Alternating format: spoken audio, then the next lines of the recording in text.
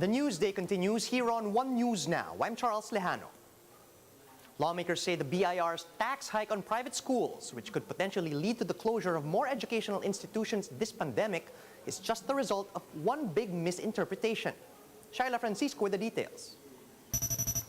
School year 2021 to 2022 is set to start either by next month or in August. But even before classes start, some private schools are in danger of shutting down. This as a BIR revenue regulation effectively hikes tax rates of private schools to 25% from the current 10%. The tax hike comes at a time when the country is heavily battered by the COVID-19 pandemic, which has already caused the closure of some 900 private schools. The crisis also forced some 400,000 students to transfer to public schools. An expert says this trend could continue with a tax rate hike on private schools. The schools have not decided yet whether they can survive, whether they can sustain. And we are also concerned about parents, about students now asking us on what would be the decision on whether to continue in the ensuing semester and school year. Meanwhile, senators fear that increasing taxes will result in a tuition fee hike in private schools. It is natural to assume that the schools will pass on this tax to the students. It's reasonable. I mean, and you cannot blame them for that. They are already suffering.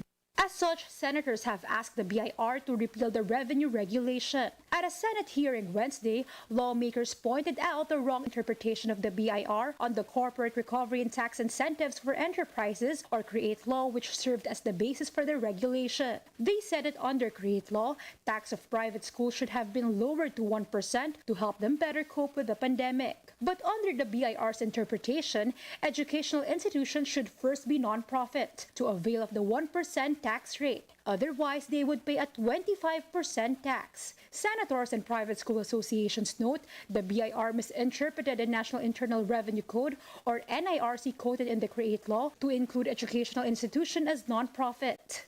The CREATE bill did not touch upon the characterization, the character of the educational institution. It did not. We did not touch on it. It's the same.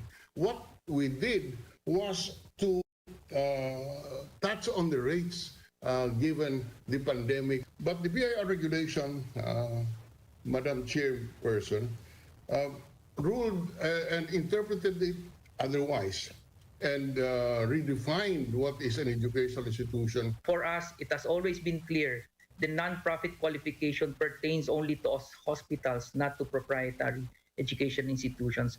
The Senate is set to amend the NIRC to correct the provision which resulted in the misinterpretation. The Finance Department, where BIR is an attached agency to, supports the amendment, but says they can't repeal the law just yet while the legislation is pending. The DOF asks there is enough time to wait for the legislation.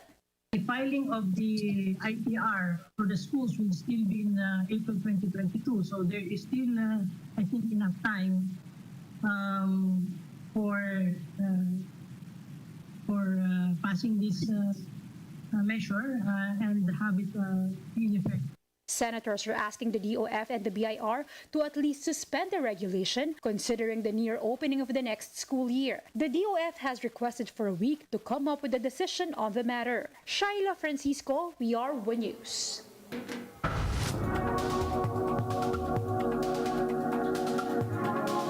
A cell biologist from University College London, Jennifer Ron, says it is impossible for any country to prevent the COVID-19 Delta variant from taking over without a wall of vaccination.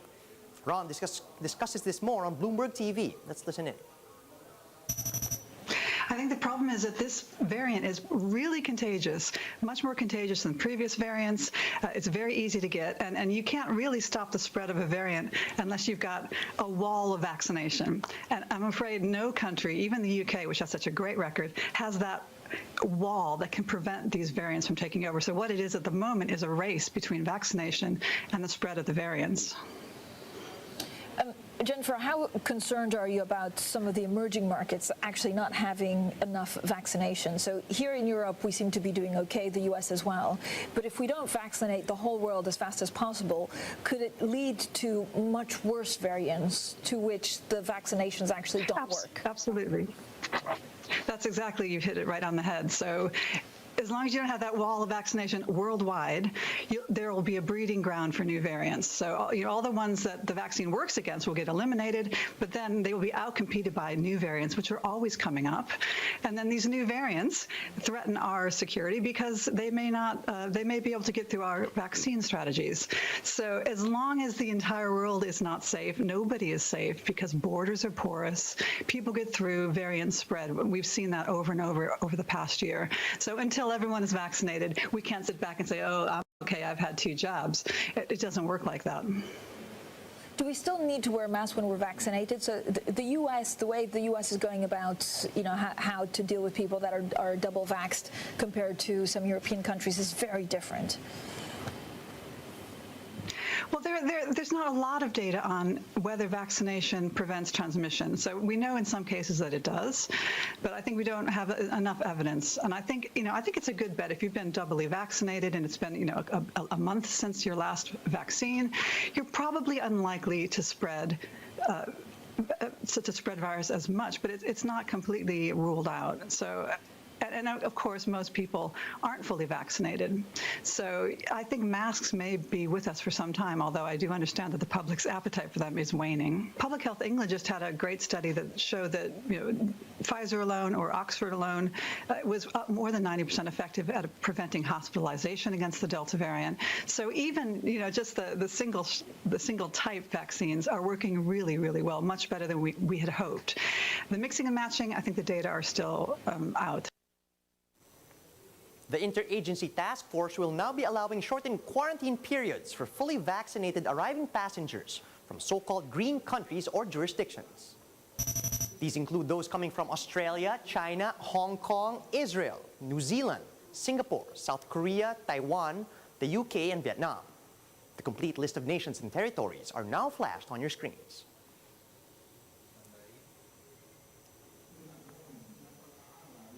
The IATF says those who have completed their COVID shots and have stayed in these areas for 14 days before arriving in the Philippines will only be required to undergo a 7-day quarantine instead of 10. The agency added that fully vaccinated OFWs may present their proof of vaccination status. Polo shall start accepting applications for validation starting July 5, and at the same time, OFWs who can present international certificates of vaccination may already avail of green lanes beginning July 1.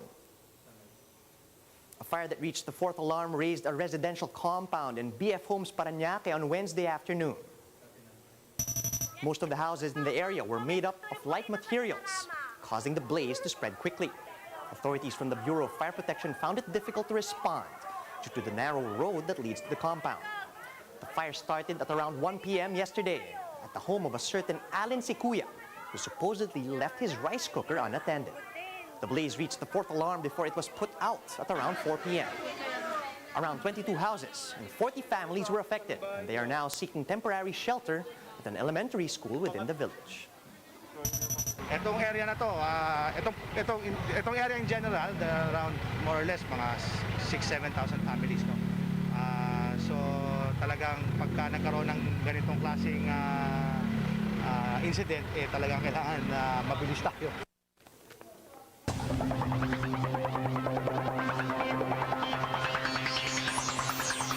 Despite facing a setback following Gilas Pilipinas' loss against Serbia, the Samahang Basketball ng Pilipinas remains set on its preparations for the 2023 FIBA World Cup. Gretchen Ho talks to the SBP to give us the latest in this report.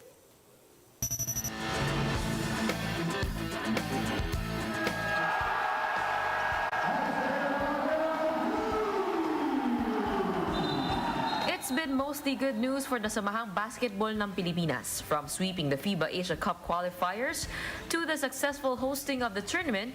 The SBP says this was just a preview of what to expect come the FIBA World Cup in 2023. It's an honor to be acknowledged by knowledge in FIBA for doing a good job. The success of the bubble is welcome news for the SBP, especially with professional sports still struggling to cope. But they admit that the bubble wasn't without its own set of challenges. For me, there were a couple of positives that we experienced. But very quickly, the moment somebody was identified Very quickly, our biosecurity team said, you gotta be isolated, we gotta remove you from this. Then we have to do contact tracing. Indonesia team said they wanted to have Chicken Joy from Jollibee. Sabi ni Butch, It broke my heart, Gretchen. It broke my heart to say no.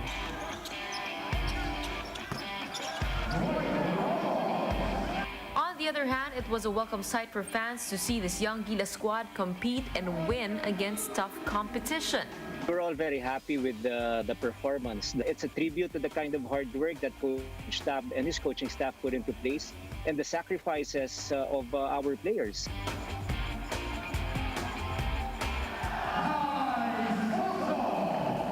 But as Gilas moves on to its next chapters, several questions still arise.